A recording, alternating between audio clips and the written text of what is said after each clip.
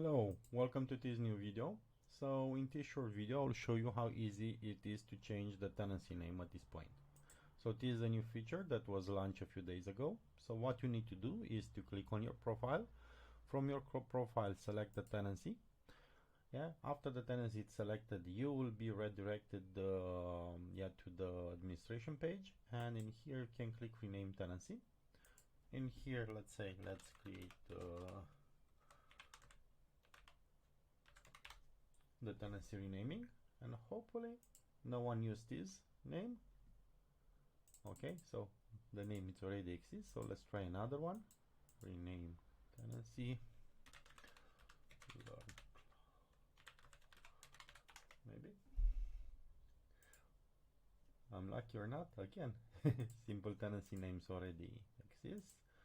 So again, let's return OCI row. Let's take it. Learn OCI row.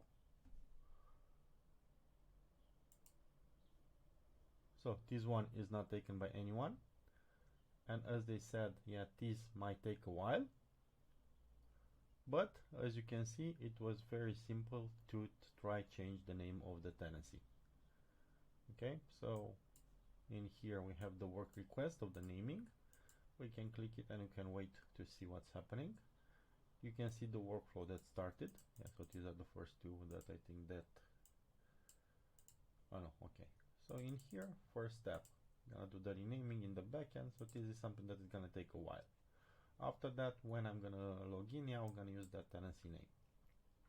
So thank you for watching this, and I hope you enjoy it.